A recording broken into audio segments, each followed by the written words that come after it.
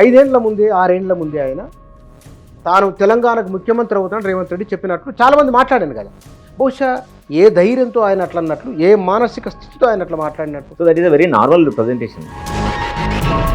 ఆ ఓటుకు నోటప్పుడు ఆయన డబ్బులు ఇవ్వడము, రెడ్డి రాజ్యం అని ఆ మాటలు మాట్లాడము, పోలీసులు అరెస్ట్ చేయడం మీసం మెలేసిండు ఆయన. Because he wanted to show to the people that he is not weak. He wanted to present himself as very strong. ఎందువల్ల సాధ్యమేంటి? ఇంతగానో మామూలు విషయం కాదు మీరు చెప్పేది. ఈయన భాష అట్లే ఉంటుంది కదా, కోపంతో బాధతోటి ఊగిపోయే వ్యక్తికి చాలా అందమైన మాటలు వస్తాయా? నీ తోల్నీసుడు కాదు, నిన్ను చీరి చింత కట్టి చింత మడకల ఏలాడేసి కొడతారో లేదు. చంద్రబాబు నాయుడు శిష్యుడు అంటే కూడా ఆయన డోంట్ కేర్ అన్న భావనతో ఉన్నారు కదా. అంటే ప్రజలు మర్చిపోతారైనా పట్టించుకోరని ఏమిటి భావన? మనం చాలా మర్యాద భాష మాట్లాడితే ఎవరు కనెక్ట్ కారు. తన జైల్లో అనుభవం చెప్తున్నారు, వాళ్ళని పంపను అని అంటున్నారు. అంటే ఏం మెసేజ్ ఎవరికి ఇద్దామని అనుకుంటున్నారు ఆయన? దట్స్ హౌ అపోజిషన్ ఎప్పుడుగా డిఫెన్స్లో పెట్టి వాళ్ళు రక్షించుకునే పరిస్థితిని క్రియేట్ చేస్తారు. సార్ నమస్కారం. నమస్కారం సార్, నా ఇంట్రోలో నేను ఒక మాట చెప్పాను. 5 ఏళ్ల ముందే 6 ఏళ్ల ముందే ఆయన తాను తెలంగాణకు ముఖ్యమంత్రి అవుతాను రేవంత్ రెడ్డి చెప్పినట్లు చాలామంది మాట్లాడాను కదా. బహుశా ఏ ధైర్యంతో ఆయన అట్లా అన్నట్లు, ఏ మానసిక స్థితితో ఆయన అట్లా మాట్లాడినట్టు. ఎనీ పొలిటీషియన్ ఒక 10-15 సంవత్సరాల పాటు రాజకీయ రంగంలో ఉండి వాళ్ళకు సానుకూలంగా అంశాలను ఓన్ చేసుకుంటూ ప్రోగ్రెస్ అయ్యి ఏ పొలిటీషియన్కైనా ఏముంటుంది, హైయెస్ట్ స్టేజ్ చీఫ్ మినిస్టర్ కావాలని ఉంటుంది. సో అంతకంటే ముందు నేను సీఎం కావాలనే ఆశను ఆయన ప్రజెంట్ చేసి ఉండొచ్చు. ఈరోజు సీఎం అయింది కాబట్టి we are all taking those words as a very acceptive words. ఆయన కావాలనుకున్నా కాబట్టి చూసావా ఎట్లా అయిండు, గ్యారెంటీ అయిందని మనం చెప్తున్నాం. Okay. So that is a very normal representation. ఈ ఒక్క పొలిటీషియన్ కాదు, చాలామంది పొలిటీషియన్లు వాళ్ళకి యాస్పిరేషన్ ఉంటుంది. హైయెస్ట్ స్టేజ్ పొలిటికల్ స్టేజ్ మన ఒక స్టేట్కి సంబంధించి ఏముంటుంది, న్యాచురల్గా సీఎం పోస్ట్ ఉంటుంది కాబట్టి అప్పుడు అన్నీ ఉండొచ్చు. సో విత్ హీజ్ డిటర్మినేషన్ కావచ్చు, డెడికేషన్ కావచ్చు, గ్రిట్ కావచ్చు, అవన్నీ లక్షణాలను క్రోడీకరించుకొని ఆయన ఇప్పుడు సీఎంగా అయ్యి ఉండొచ్చు. దాన్ని మనం బేస్గా చేసుకొని మనం ఈయన ఒక్కడు మాత్రమే అన్నడం మనం చెప్పలేం. మిగతా వాళ్ళందరితో మాట్లాడి ఏం ఇప్పుడు అన్నామని డేటా తీస్తే ఎంతమంది అన్నారు, ఎంతమంది అయినారో తెలుస్తుంది, స్టడీ చేస్తే తెలుస్తుంది. కానీ that is not biggest thing మనం ఈరోజు మాట్లాడుకోవాల్సిన ఇష్యూ కాదు. ఇక్కడ ఆయన ఓటుకు నోటు, ఆ ఓటుకు నోటప్పుడు ఆయన డబ్బులు ఇవ్వడము, రెడ్డి రాజ్యం అని ఆ మాటలు మాట్లాడము, పోలీసులు అరెస్ట్ చేయడం మీసం మెలేసిండు ఆయన. అంటే సాధారణంగా దొరికినప్పుడు భయపడతారు, ఎవరైనా బెయిల్ అవుతారు, డీల్ అవుతారు. ఆయన సవాల్ వేసిండు. అది ఏమి ఆలోచన? అది ఇది ఎందుకు ఇట్లా జరిగి ఉంటుంది అంటే, ఒక పోలీసు దాంట్లో దొరికిపోతాయని అతను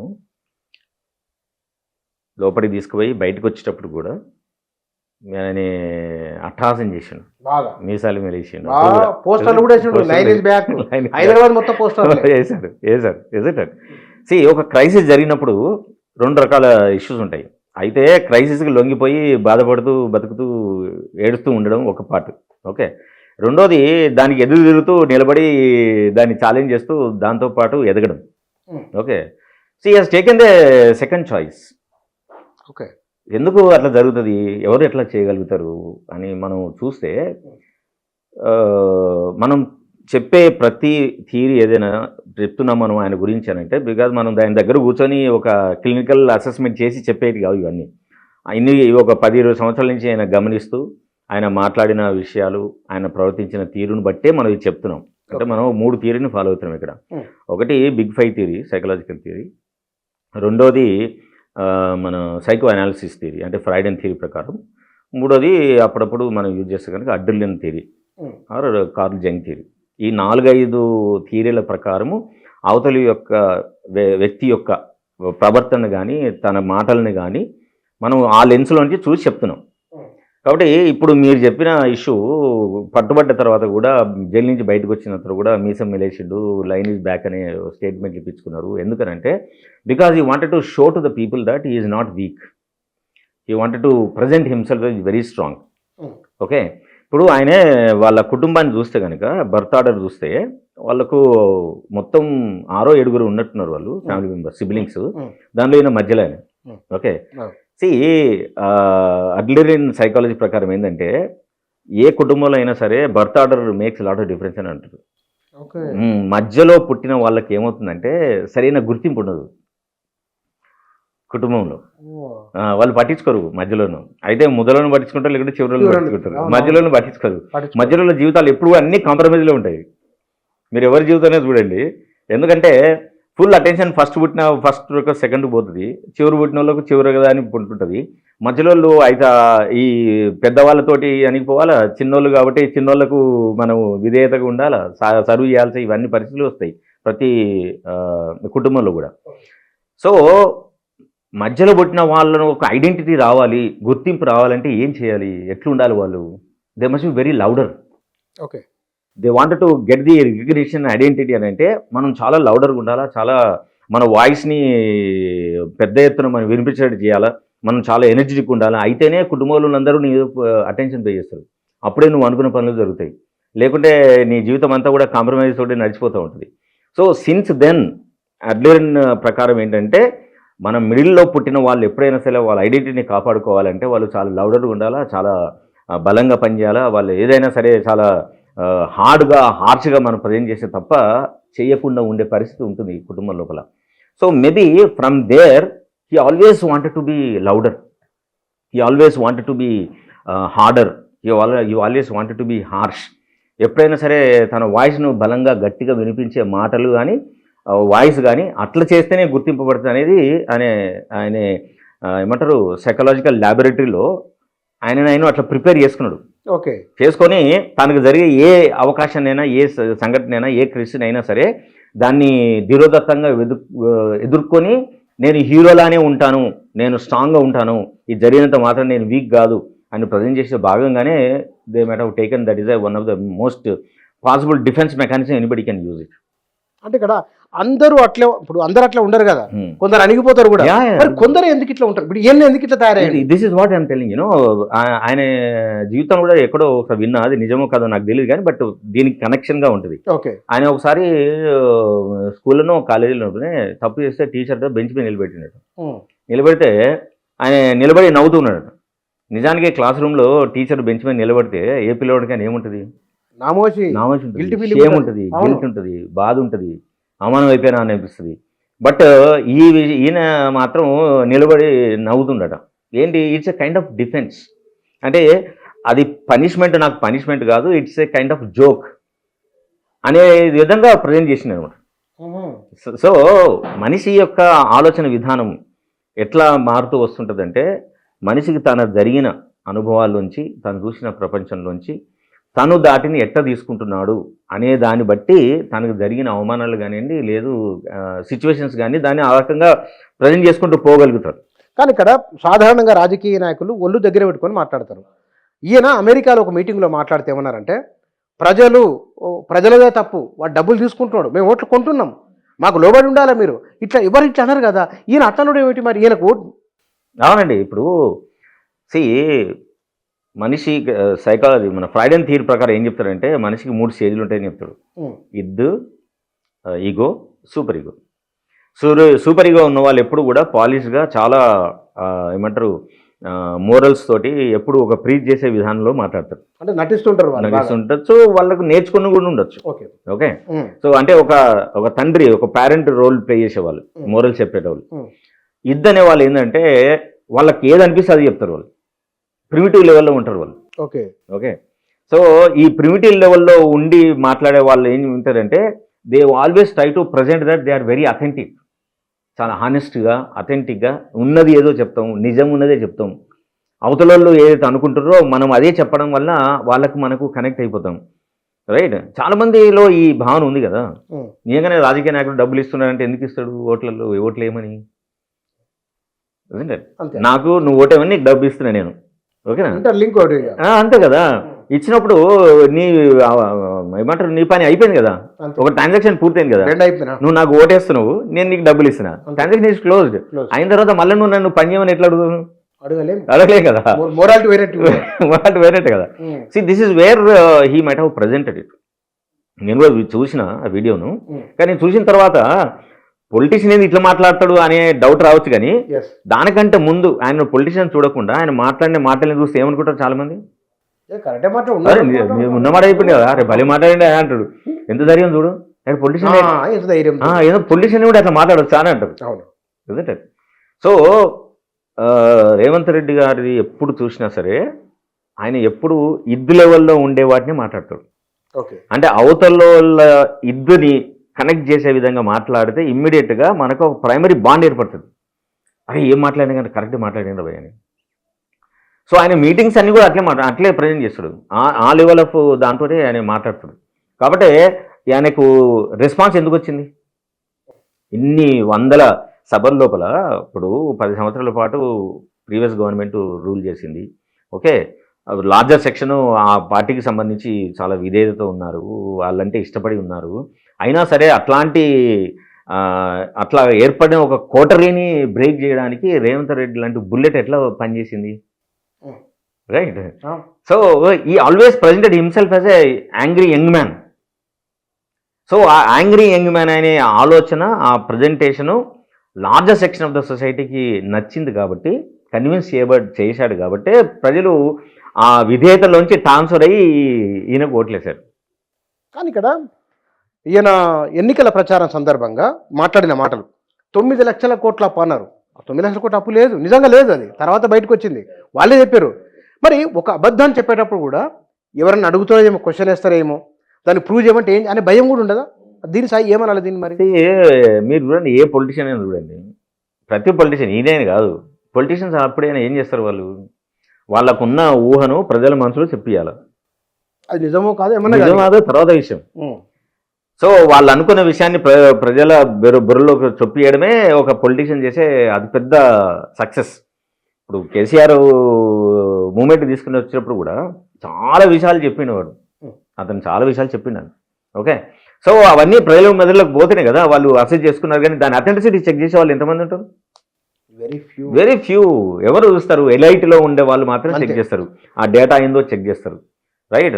అప్పు ఏం చేస్తారు? ఇప్పుడు ఎవరో డిబేట్ పెట్టినారు, అరే 9 లక్షలు అప్పు ఎక్కడదా అని ఉన్నారు అనుకో, అంటే ఏమంటాడు ఉత్తలు ఉన్నవాడు, ఈయనకు సపోర్ట్ చేసేవాళ్ళు 9 లక్షలు కాదయ్యా 4 లక్షలు అయింది, అప్పు అయిందా లేదా, మళ్ళీ మాట వచ్చేస్తుంది. సో ఎప్పుడైనా కానీ ఒక పొలిటీషియన్ మాట్లాడితే ఏమవుతారు, 2గా డివైడ్ అయిపోతారు, ప్రో ఆయన అగెనెస్ట్. ఓకే, సో ఆయన సపోర్ట్ చేసే వాళ్ళందరూ ఏం చేస్తారు, అదే 9, 10, 1000 నువ్వు లక్షలు తీసేయి, అప్పు అయింది కదా, లక్షలు అయితే అప్పు అయింది కదా, నంబర్ ఎడిట్ ఉండొచ్చు, లాగే అప్పు అయితే అప్పు చేసారు కదా. So this is how people will support unconsciously. ఎందుకు మనము అవతల వల్ల ఎద్దు లెవెల్కి వెళ్ళి మనకు మాట్లాడడం మొదలు పెడితే ఆటోమేటిక్గా తెలియకుండానే వాళ్ళకు ఒక కనెక్షన్ ఏర్పడుతుంది. ఎందుకంటే ఎద్దు లెవెల్ ఉన్న వాళ్ళు మాత్రం చాలా హానెస్ట్గా మాట్లాడుతున్నారు అనిపిస్తుంది, వాళ్ళు కరెక్ట్ ఫిగర్స్తో మాట్లాడుతున్నారు అనిపిస్తుంది. నేను కనుక మాట్లాడాల్సి వస్తే నేను ఇట్లే మాట్లాడతా అనే భావన వాళ్ళకి కలిగించేటట్టు రేవంత్ రెడ్డి మాట్లాడుతుంది. అంటే ఇది వాళ్ళు ఏమైనా చదువుకోవడం వలన వస్తుందా, పరిసరాలలో వస్తుందా, ఎందువల్ల సాధ్యమైంది? ఇంతగానో మామూలు విషయం కాదు మీరు చెప్పేది. ప్రతి పొలిటీషియన్కి ప్రజలతో చాలా విస్తృతమైన సంబంధాలు ఎవరైనా ఉంటే వాళ్ళ అనుభవాలన్నీ వాళ్ళకు నేర్పిస్తూ ఉంటాయి. వాళ్ళు కలుస్తున్నప్పుడు వాళ్ళు ప్రజలు చూపించే రెస్పాన్స్ కానీ, మాట్లాడే మాటలు కానీ, అవన్నీ కూడా వాళ్ళ ఇంటర్నల్ వరల్డ్ని చేంజ్ చేస్తూ ఉంటుంది. వాళ్ళు దేని చూసి ఏం మాట్లాడాలా, ఏ పదాలు మాట్లాడితే ప్రజలు కనెక్ట్ అవుతారు అనేది డెఫినెట్గా వాళ్ళు కనెక్ట్ అవుతుంది. అది ఇప్పుడు కేసీఆర్ మీద కానీ ఈయన మాట్లాడే లాంగ్వేజ్ అంతా ఎట్లుంటుంది, చాలా అసలు రాజకీయ నాయకులు ఇట్లా కూడా మాట్లాడుతున్నా అనిపిస్తుంది, ఫౌల్ లాంగ్వేజ్ ఉంటుంది. అవును కదా, ఒక ఫిల్త్ లాంగ్వేజ్ చేస్తారు ఎక్కువ శాతం. కేకులు తీసి మెడలు వేసుకుంటా, కళ్ళవికి గోటీలు ఆడతా, తొండలిడుస్తా, ఇవన్నీ ఏంటి, ఇవన్నీ ఎందుకు ఇట్లా మాట్లాడతాడు అంటే ఒక ధోరణి మీద, ఒక సిస్టమ్ మీద యాంగిష్ ఉన్న ప్రజలు, కోపంతో ఉన్న ప్రజలు ఏ భాష మాట్లాడతారు? కోపం వస్తుంది అదే మాట్లాడతారు, ఏదో భాష మాట్లాడతారు కదా, రైట్? సో ఇప్పుడు ఇన్ని సంవత్సరాల పాటు మేము మోసపోయినామనో లేకుంటే మాకు నష్టం జరిగిందనో అనుకున్న వాళ్ళ ఆలోచనను వీడు ఇంబైబ్ చేసుకొని వాళ్ళ తరఫున మాట్లాడతాడు, on behalf of them. Okay, ఎవరైతే మోసపోయినారో, ఎవరైతే చీట్ కాబడ్డారో, ఎవరికైతే ఉపయోగం జరగలేదో, ఎవరికైతే నష్టం జరిగిందో వాళ్ళ తరఫున మాట్లాడుతున్నప్పుడు ఈయన భాష అట్లే ఉంటుంది కదా. కోపంతో, బాధతోటి ఊగిపోయే వ్యక్తికి చాలా అందమైన మాటలు వస్తాయా? రావు కదా.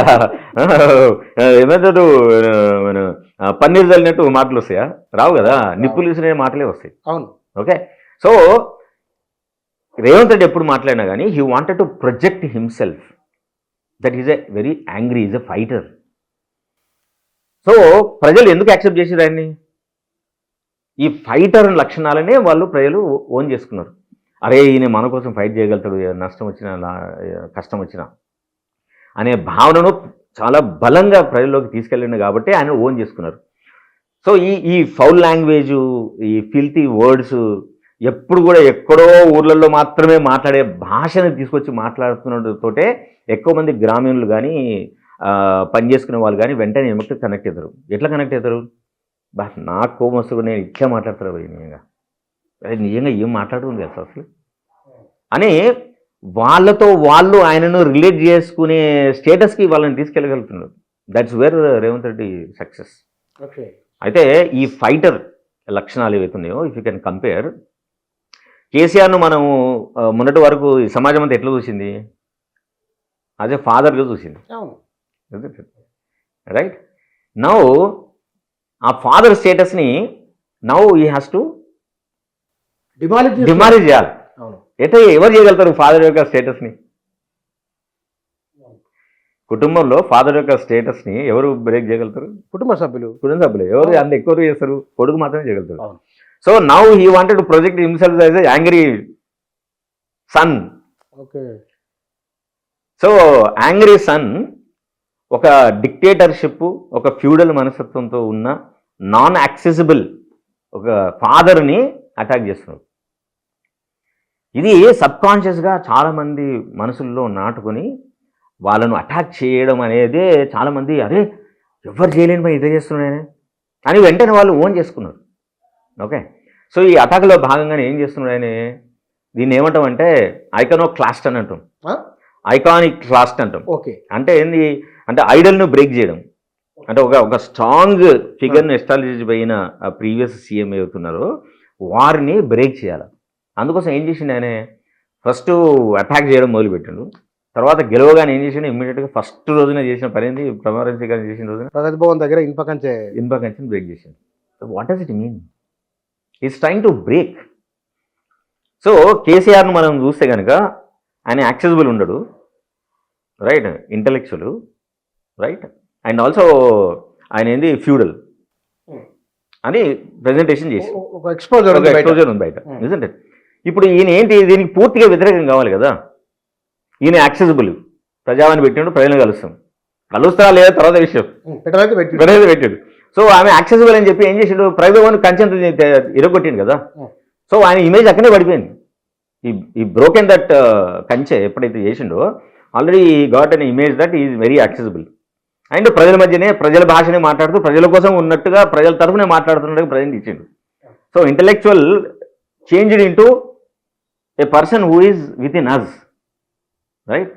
యాక్సెసిబుల్ కానోడు యాక్సెసిబుల్ అయ్యిండు, ఇంటలెక్చువల్ నుంచి ప్రజల మనిషిగా మారిండు, right. And the most important third party feudal కదా.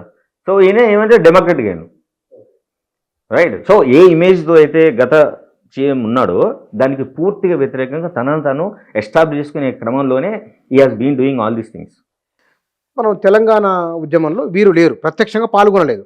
జై తెలంగాణ అనడం కూడా నేనైతే వినలేదు. మరి మీరేమన్నా విన్నారేమో అన్నప్పుడు తెలంగాణ సెంటిమెంట్ ఎట్లా ఉంటుంది కదా, దాన్ని దాటి రావడం అనేది ఏ మానసిక స్థితి? ఆయనను సీమాంధ్ర వాళ్ళ విగ్రహాలు పెడతానని చెప్తున్నారు. చంద్రబాబు నాయుడు శిష్యుడు అంటే కూడా ఆయన డోంట్ కేర్ అన్న భావనతో ఉన్నారు కదా. అంటే ప్రజలు మర్చిపోతారైనా పట్టించుకోరైనా ఏమిటి భావన? వాట్ ఈజ్ ఇది ఏం జరుగుతుందబ్బా? మొత్తం సమాజంలో మనము ఒక 3 సెక్షన్స్ చూడాలి. బాగా పని చేసుకునే వాళ్ళు, పని చేసుకుంటే మాత్రమే జీవించే సెక్షన్ ఒకటి, ఓకేనా. అటు ఉద్యోగాలు చేసుకుంటూ కొంచెం సెల్ఫ్ ఎంప్లాయ్మెంట్తో చేసే సెక్షన్ ఒకటి ఉంటుంది. తర్వాత ఇంటలెక్చువల్ సెక్షన్, డబ్బులున్న సెక్షన్ ఉంటుంది, ఓకేనా. మంచి భాష, మృదువైన భాష, ప్రేమపూరితమైన సంభాషణ, ఇవన్నీ ఒక పొలిటీషియన్ మాట్లాడడానికి ఎప్పుడు చూసారా మీరు? చాలా రేరు, ఎవరు మాట్లాడరు. ఎందుకంటే అలా మాట్లాడితే ఎవరికి కనెక్ట్ కారు. ఇప్పుడు ఐఏఎస్ ఆఫీసర్లు, ఐపీఎస్ ఆఫీసర్లు వీళ్ళకి వచ్చి ఎందుకు సక్సెస్ఫుల్ కాలేదు మన దగ్గర? కరెక్ట్, కాలేదు. బికాజ్ భాష అనేది మనుషులకు కనెక్షన్ ఇస్తుంది. మనం చాలా మర్యాద భాష మాట్లాడితే ఎవరు కనెక్ట్ కారు, ఇంటలెక్చువల్ కనెక్ట్ అవుతారు. కానీ ఇంటలెక్చువల్ ఎంతమంది ఓట్లేస్తారు సమాజంలో పోలింగ్ రోజున? Very less. ఓకే, సో ఒక పొలిటీషియన్ యొక్క దృష్టి ఎట్లుంటుంది ఎప్పుడైనా కానీ, how best I can convert these people into votes. Intellectual thought అట్లా ఉండదు. సో ఈ ఈ ఈ మ్యానుఫ్యాక్చరింగ్ ప్రాసెస్ లోపల ఒక politician can make himself to be more and more productive. కాబట్టి అలాంటి భాషను, అలాంటి పద్ధతుల్ని పొలిటీషియన్ బాగా అర్థం చేసుకోగలుగుతాడు, చేసుకొని తనను తాను అట్లా కన్వర్ట్ చేసుకోగలుగుతాడు. కాబట్టి ఆ number of people connection, number of situations, crisis, ఇవన్నీ మనిషిని తనకి ఏం కావాలనో అలాంటి మనిషిగా తయారు చేసి ఒక మ్యాగ్నెటిక్ ప్రోడక్ట్గా తయారైపోతాడు. ఓకే, ఇప్పుడు ఈయన 6 గ్యారెంటీలు హామీ ఇచ్చిండు ఎన్నికలకు ముందు. 6 గ్యారెంటీలు అమలు చేయని ఎవరు ధర్నా చేస్తలేదు, జనం రోడ్డు మీదకి రావట్లేదు. అదేంటో తర్వాత చెబుతారు మీరు. ఇక్కడ ఏంటంటే ఆయన రావడం మూసీ రివర్ ఫ్రంట్ అన్నారు, అది ఎవ్వరు అడగలేదు. 1,00,000 కోట్లు అన్నాడు, 40,000 కోట్లు అన్నాడు, ఇప్పుడు 5,000 కోట్లు అంటున్నారు. ఒక గాంధీ విగ్రహం పెడతా అని చెప్తున్నారు, ఇండ్లు కూలుస్తా అంటున్నారు. ఏమిటి ఇది? ఫెంటాస్టిక్ క్వశ్చన్ ఇది. ఎందుకు ఇప్పుడు గతంలో కూడా మూసీ రివర్ ఫ్రంట్ కోసం అని గత గవర్నమెంట్ కూడా స్టార్ట్ చేసింది, కానీ they have never taken it seriously. Okay, కానీ వై రేవంత్ ఎందుకు అంత సీరియస్ తీసుకుంటున్నాడు? ఇదేమైనా అర్బన్ డెవలప్మెంట్ ప్లానా? ఓకే, ఈ సమాజాన్ని అద్భుతంగా మార్చేయడానికి ఆయన కంకణం కట్టుకొని చేస్తుందా అనేది అందరూ ఆలోచించేది. కానీ యాక్చువల్గా ఏంటంటే ఒక ఇంటర్నల్ సైకలాజికల్ ఆస్పెక్ట్ మనం చూస్తే ఏమర్థమవుతుందంటే, గత గవర్నమెంట్ క్రియేట్ చేసిన అన్ని తప్పిదాలు కానివ్వండి, ఒక ఫూడల్ థాట్ తోటి జరిగిన ఏంది అవంతా ఒక స్టాగ్నేటెడ్ వాటర్ లాగా మారిపోయింది. స్టాగ్నేటెడ్ వాటర్ ఏమవుతుంది? ప్యూర్గా ఉండదు. ఓకే, మురికిగా మారిపోతుంది, పురుగులు వచ్చేస్తాయి. ఓకేనా? అండ్ వాళ్ళు చేసిన కొన్ని వీళ్ళు ప్రొజెక్ట్ చేసి వాళ్ళు చేసిన అన్యాయాలని ఏమైనా ఉంటే కనుక అవన్నీ కూడా మూసితోటి పోల్స్తాడు. ఒక్కోసారి రేవంత్ రెడ్డి గారు ఏమన్నాడు, బీఆర్ఎస్ నాయకుల మెదల్లో మూసీలో ఉన్నదానికంటే ఎక్కువ విషయం ఉంది అని అంటాడు. పోలిక చేస్తూ ఉంటాడు. ఓకే, సో ఇప్పుడు ఏంటి, ఆయనలో ఉన్న గిల్ట్ ఉంది ఒకటి. ఏం గిల్ట్ ఉంది? ఆయనకున్న బ్రాండ్ నేమ్స్ కానివ్వండి, లేదు ఈ నోట్ అండ్ ఓట్ కేసు కానివ్వండి, there all you know he was suffered like anything. So there all carrying him since long time. కాబట్టి వాటన్నిటిని క్లీన్ చేసే ప్రాసెస్ ఏంటి? ఒక ప్యూరిటీని క్రియేట్ చేయాలా. ఏం చేయాలా? అప్పుడు మూసీ నది కనబడుతుంది. సో మూసీని కనుక క్లీన్ చేస్తే గత ప్రభుత్వం చేసిన తప్పిదాలు, గత ప్రభుత్వం చేసిన నష్టాలు, గత ప్రభుత్వం చేసిన అన్హెల్ప్ఫుల్ థింగ్స్ ఏవైతే ఉన్నాయో ఆ మూసీ క్లీన్ తోటి అవన్నీ కొట్టుకోపోతాయి. That is one. ఓకే, రెండోది తనకు సంబంధించి తన వెనకబడుతున్న ఈ నెగిటివ్ థింగ్స్ ఏవైతే ఉన్నాయో, తనకున్న గిల్ట్ ఫీలింగ్స్ ఏవైతే ఉన్నాయో వాటన్నిటి కూడా క్లీన్ చేసుకునే ప్రాసెస్లో మూసీని క్రియేట్ చేయడం అనేది ఒక సబ్కాన్షియస్ కనెక్షన్.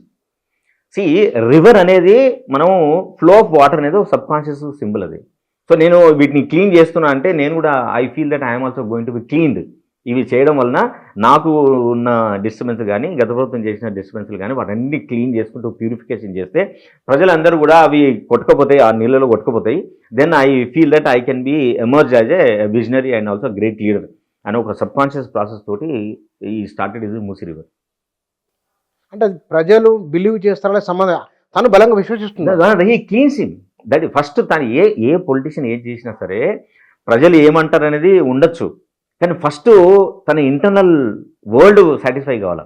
ఇంటర్నల్ వరల్డ్ ఏది రిప్రజెంట్ చేస్తుందో అదే ఎక్స్టర్నల్ వరల్డ్లోకి ప్రజెంట్ చేయగలుగుతారు. ఇక్కడ అంబేద్కర్ విగ్రహాన్ని కేసీఆర్ పెట్టండు, గంటెడు జాగా ఎవరిది ఇల్లు గులగుట్టలేదు, ఐమాక్స్ అదంతా ప్రభుత్వాందే కాబట్టి తీసుకున్నాం.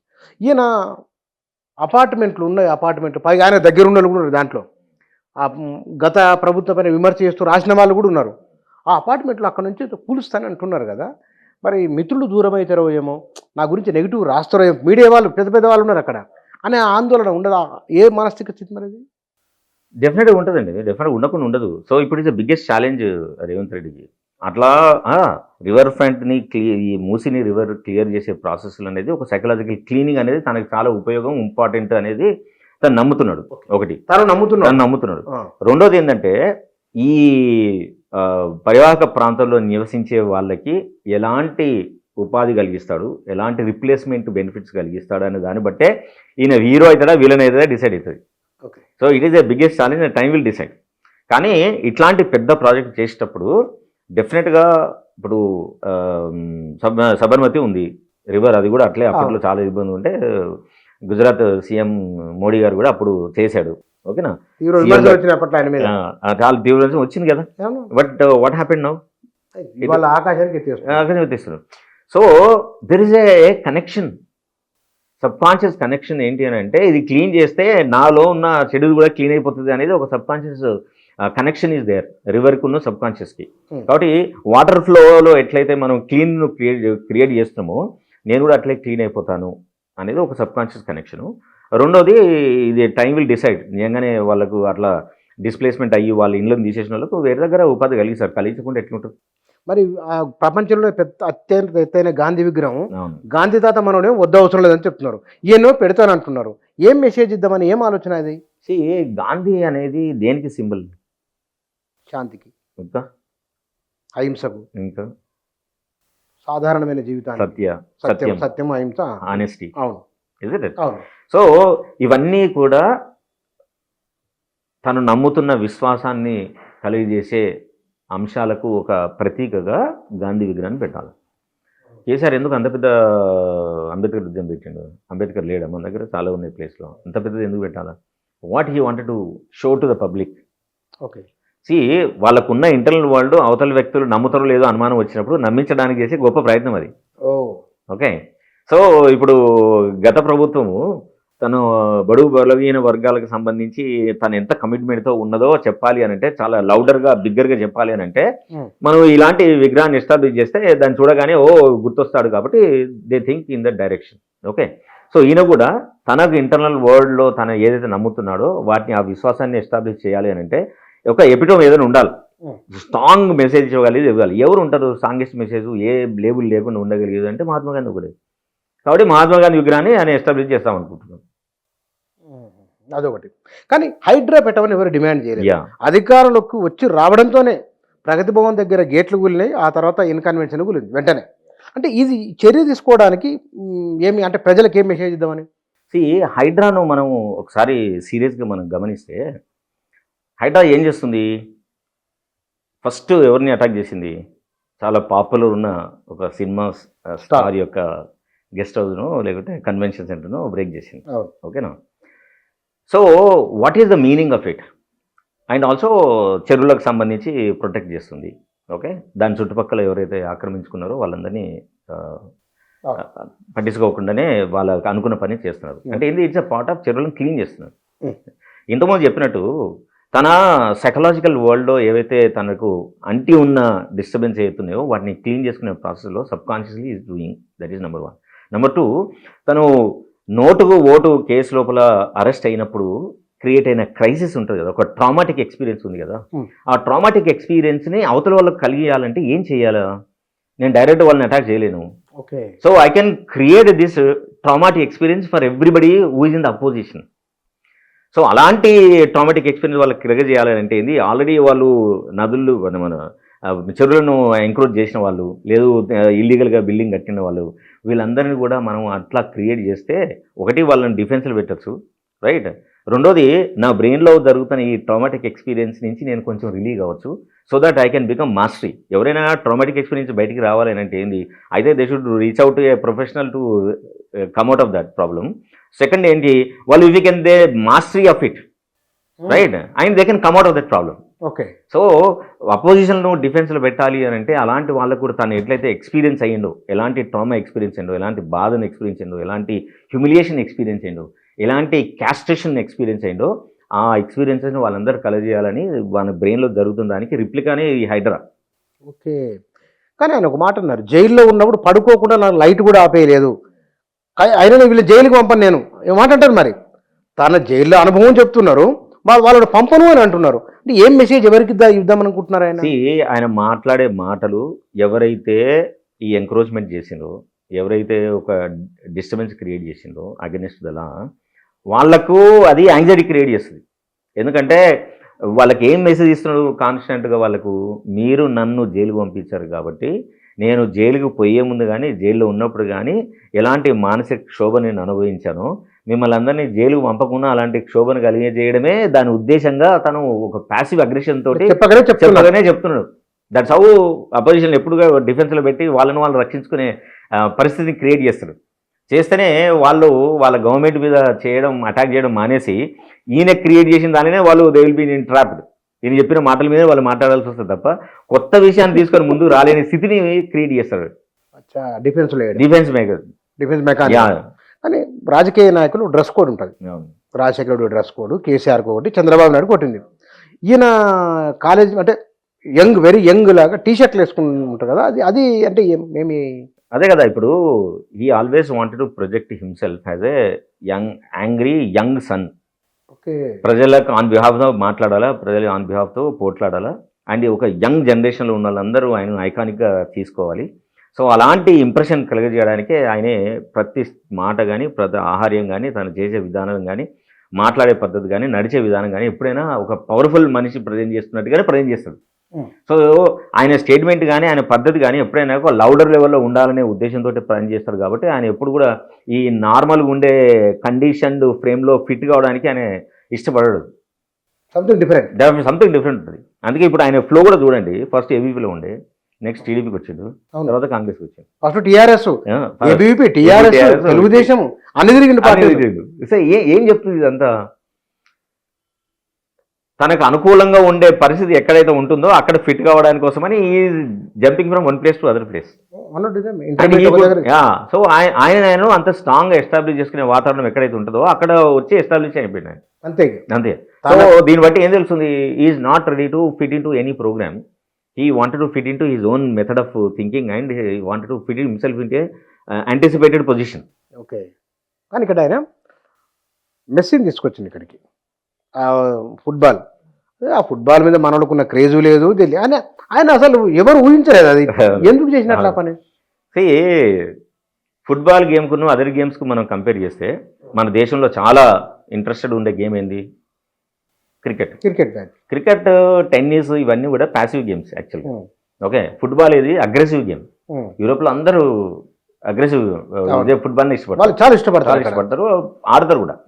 బట్ వేరే ఈయన ఫుట్బాల్ ఇష్టపడడం అంటే ఎందుకు ఇష్టపడ్డాడు? ఫుట్బాల్ ఏంది హైలీ కాంటాక్ట్ గేమ్. అది అంటే అది నిరంతరం చలనశీలంగా ఉండాలా, నిరంతరం ఎవరినో ఒకళ్ళు తోసుకుంటూ పోతే తప్ప నువ్వు ఫుట్బాల్లో గేమ్ ఆడలేవు. నువ్వు అవును హై ఎనర్జెటిక్ ఉండాలా, పక్క వాళ్ళని తోసుకుంటూ వెళ్ళాలి. అంతే. అవునా కదా? అవును. సో ఇప్పుడు ఈయన రాజకీయ చరిత్ర కూడా చూడండి, అందరినీ తోసుకుంటూ వచ్చి అనే సీఎం అయిపోయాడు వారు. కరెక్ట్. సో ఆయనకు నిబిడంగానే ఈ క్వాలిటీ ఉంది. ఏంటి, నేను తోసుకుంటూ పవర్ఫుల్గా పోతే తప్ప నేను అనుకున్న లక్ష్యాన్ని చేరలేను అనే భావన ఉన్నాడు. కాబట్టి ఆయనకు ఫుట్బాల్ అంటే చాలా ఇష్టం. అందుకే మెస్సీని తీసుకొచ్చాడు. ఈ also wanted to present himself that is very iconic and ఈ వెరీ పవర్ఫుల్. అండ్ ఆల్సో ఆయనకున్న లక్ష్యం ఏంటంటే తోసుకుంటూ ముందుకెళ్ళగే లక్ష్యం నాకుందని చెప్పడానికి is a symbolic representation to others. మనం ఎట్లా అర్థం చేసుకోవాలి అంటే ఆయన రాజకీయాలు కూడా ఎగ్జాక్ట్లీగా ఫుట్బాల్ ఆటని ఎట్లా అయితే ఆడుతారో ఎగ్జాక్ట్గా తను అలానే ప్రొజెక్ట్ చేసుకుని తను ఈ రోజున అనుకున్న సీఎం పొజిషన్కు చేరినది ఒక సైకలాజికల్ పర్స్పెక్టివ్ మనం చెప్పగలిగే చాలా స్ట్రాంగ్ అయిన ఇష్యూ అది మనం చెప్పొచ్చు. మంచి ఉదాహరణ చెప్పుకోవచ్చు దాన్ని. కానీ లవ్ మ్యారేజ్ కూడా ప్రేమ అప్పట్లో సంచలనం అని అంటారు. అవును. బట్ దాన్ని సాధారణంగా పేదరికం నుంచి వచ్చినట్లే మరీ పేద కావచ్చు, కానీ వాళ్ళతో కలిసి పేదవాళ్ళనట.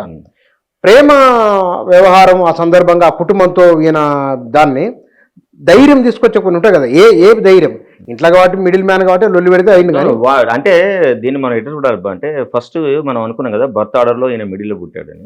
ఒకటి is always wanted for the identity.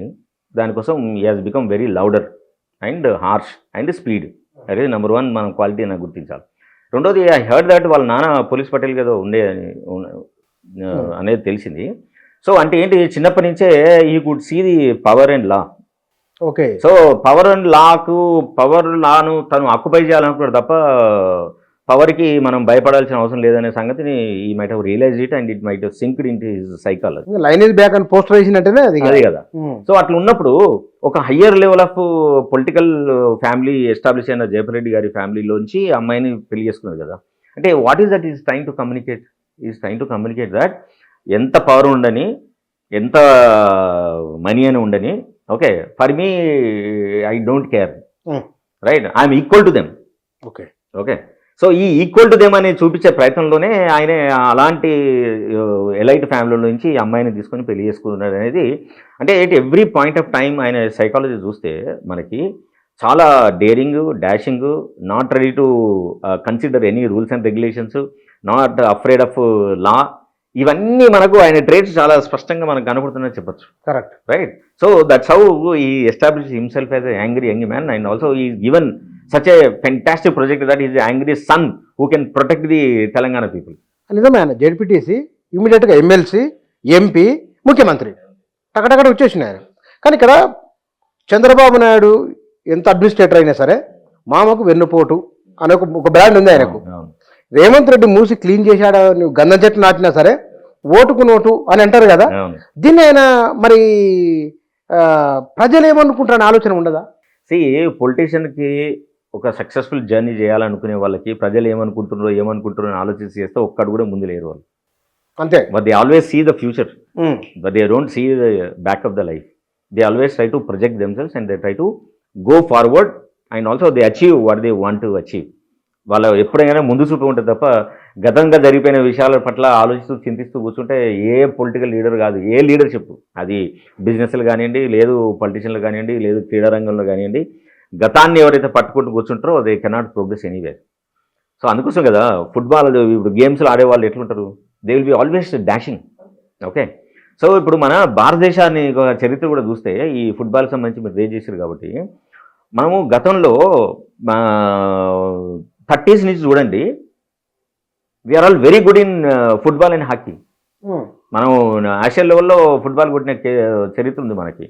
మంచి మంచి కోచ్లు ఉంటుంది, మంచి మంచి ప్లేయర్లు ఉంటుంది. అప్పట్లో ఉండేవాళ్ళు, 90s చాలా సక్సెస్ఫుల్ ఉంటుంది.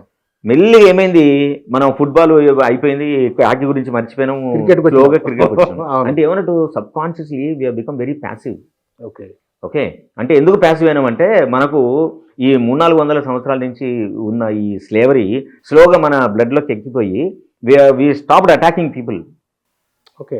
సో ఒక ప్యాసివ్ ఐడియాస్ తోటి మనం గెలిచిన ఆలోచన ఉంది కాబట్టి మనం సరైన పద్ధతి లోపల ఈ ఫుట్బాల్ని కానీ దీన్ని కానీ తీసుకొని స్టేజ్లోకి వెళ్ళిపోయి మనం ప్యాసివ్ గేమ్స్ ఆడుకుంటున్నాం. ఈవెన్ మీరు 70s 80sలో చూసినా సరే క్రికెట్ టీంలో ఏముండే, సైకిల్ చైన్ అంటుంటుంది. ఏంది, ఒక సైకిల్ అంటే అన్ని అనుకున్న సైకిల్ అని కింద పడిపోతారు. అంటే మన ఫస్ట్ టీంలో 3-4 ఆడేటోళ్ళు, మిగతా వాళ్ళందరూ మామూలు బౌలర్స్ ఇది ఉండేవాళ్ళు. సో ఫస్ట్ 2-3 ఓడిపోయినంటే కథ ఇక మొత్తం వెళ్ళిపోతుంటారు. Now we changed it. Now we realize that you have to become very strong from inside, attacking is very important అనేది ఒక ఐడియాను సౌత్ మన ఆస్ట్రేలియా నుంచి వచ్చిన ఒక సైకాలజిస్టు ప్యాడీ అంప్టన్ అని గ్రేట్ స్పోర్ట్స్ సైకాలజిస్ట్ ఉంది. ప్యాడీ అంప్టన్. ఆయన మనకు కొన్ని రోజులు 90s దాటిన తర్వాత కొన్ని రోజులు మనకు స్పోర్ట్స్ సైకాలజిస్ట్ ఉండే మన Indian team psychologist. He taught them how we need to be. మన ఇండియన్ కల్చర్ అనేది మనం చాలా సబ్మిసివ్గా ప్యాసివ్గా అవుతున్నాం, అట్లా ఉండకూడదు. మనము we should realise that we need to attack అనే భావన మన క్రికెట్ టీంలో ఒక స్పిరిట్ని క్రియేట్ చేసి, స్పార్క్ని క్రియేట్ చేసిపోయిండు. ఆఫ్టర్ దట్ మన ఇండియన్ టీంలో there is a sea change in that. కాబట్టి అలాంటి అగ్రెసివ్ నేచర్గా ఉన్నోళ్ళు మాత్రమే ముందుకెళ్ళగలుగుతారు అనేదాన్ని మన ఫుట్బాల్ మ్యాచ్ ద్వారా తెలుసుకున్నాడు. కాబట్టి ఆయన ట్రేట్ కూడా అలా పద్ధతిలో ఉంది. కాబట్టి పొలిటికల్ రంగంలో కూడా ఆయన సేమ్ ప్రిన్సిపల్ని అప్లై చేసి ఈ హాజ్ బికమ్ సీఎం నౌ. కానీ ఇక్కడ కేసీఆర్ తీసుకుందాం మనం. కేసీఆర్ గురించి మీరు మాట్లాడినప్పుడు రేవంత్ రెడ్డికి చెప్పిన విషయాలు కేసీఆర్ ఎక్కడ పోలిక లేవు, ఎంటైర్ డిఫరెంట్ ఉన్నాయి. మరి ఈ ఇద్దరిట్లో నిజంగానే ప్రజలు ఎవరిని ఎక్కువ గుర్తుంచుకునే స్కోప్ ఉంటుంది? ఇప్పుడు రేవంత్ రెడ్డి గారి మేజర్ ఎఫర్ట్ ఏంటి? కేసీఆర్ గారు క్రియేట్ చేసిన అన్ని రంగాల లోపల ఇంపాక్ట్ని ఇప్పుడు తూర్చాలి. ఓకే. దానికోసం ఏం చేసిన ఫస్ట్ ఈ టుక్ అనే స్టాండ్ ఏంటి, ప్రగతి భవన్ కూల్చేసిండు, గేట్లు కూల్చేసిండు ఒకటి.